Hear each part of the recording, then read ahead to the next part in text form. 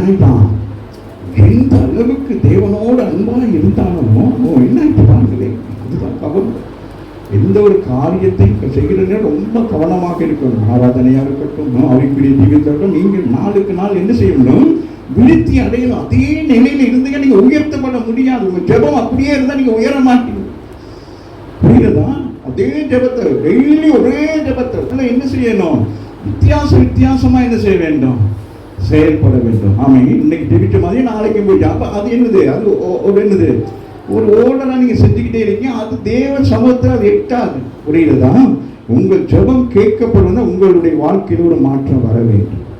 உங்க வாழ்க்கையில மாற்றம் வராத வரைக்கும் நீங்கள் செய்கிற ஜெபம் தேவ சமூகத்தில் எட்டவில்லை என்றுதான் நமக்கு நல்லது அறிவு. ஆமா, உங்களுக்கு சேஞ்சஸ் வரணுமா இல்லையா? நீங்க ஜெபிக்கிற நேரம் உங்களுக்கு முதல் ஜெபிக்கிற நேரம் சாதாரணமா ஜெபிப்பீங்க, அதுக்கு பிறகு வசனத்தோட ஜெபிப்பீங்க, அதுக்கு பிறகு ஆவியில் நிரம்பி ஜெபிப்பீங்க, அதுக்கு பிறகு உங்க ஜெபத்தின் மூலம் தீர்க்க தரிசனம் வரும், அதன் மூலம் வெளிப்பாடுகள் வரும், தரிசனங்கள் வரும். இதுதான் ஜெபம். இதை விட்டுட்டு சும்மா நம்மளே போயிட்டு உட்கார்ந்துக்கிட்டு அன்பின் ஆண்டவரே சொல்லி கோட்டை விட்டுட்டு இருந்தீங்கன்னா அங்க ஒண்ணுமே நடக்காது. புரிகிறதா? ஆகவே நம்ம அடுத்தடுத்த கட்டங்களுக்குள்ளாக போக வேண்டும். ஏன்னா கடைசி நாட்களிலே ஏமாற்றுகிறவர்கள் வந்துட்டாங்க இன்னைக்கு சபைக்குள்ளாக. ஆமென் ஆமென். நல்ல வெண் வஸ்திரங்களை தரித்து கொண்டு வந்து உங்களை வழிநடத்தக்கூடிய ஒரு காலத்தில் இருக்கிறோம். ஆகவே நீங்கள் வேதத்தை சரியா தெளிவாய் கற்றுக்கொண்டு உங்க ஜெப வாழ்க்கையை நீங்கள் ஆராய்ந்து பார்க்கணும். உங்க ஜெபத்தை நீங்க ஆராய்ந்து பார்க்கணும். இன்னைக்கு நான் ஜெபம் பண்ணினேன், எனக்கு ஒரு ஒரு பலன் உண்டாகி, நான் இன்னைக்கு ஜெபம் பண்ணினேன், கர்த்தர் என்னோட சில வார்த்தைகளை பேசினா, நான் ஜெபம் பண்ணினேன், சில காரியங்களை கர்த்தர் எனக்கு கொடுத்தாரணும். வேதத்தை என்ன செய்ய வேண்டும், அலசி ஆராய்ந்து அந்த வசனங்களை கண்டுபிடிக்க வேண்டும். கண்டுபிடித்து நீங்க என்ன செய்யணும், உறுதிப்படுத்த வேண்டும். உங்களுக்கும் ஆண்டவருக்கும் நல்ல ஒரு தொடர்பு இருக்கிறது என்பதை நீங்க என்ன செய்ய வேண்டும், உறுதிப்படுத்திக் கொள்ள வேண்டும். உறுதி இல்லாத ஒரு கிறிஸ்தவரா இருக்கக்கூடாது.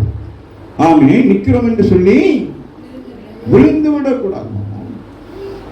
எழும்பி நீ எழும்புறது ஜெபிக்கிறது உனக்கு தான் பெருசா இருக்கும், அவருக்கு என்ன இருக்கும் வாசிக்க மாட்டாங்க. அவர் கர்த்தரை கைக்கொள்ளாமல் போனதினால் கர்த்தர் அவன் மேல் கோபமானார். அவர் கற்பித்ததை கைக்கொள்ளாமல் போனதினால், கற்பித்தது இந்த இடத்துல கற்பிக்கிறதை நீங்க கை கொள்ளாமல் போனால் அவ்வளவுதான். அதுக்கு பிறகு நீங்க என்ன செஞ்சாலும் என்னது, அவ்வளவுதான்.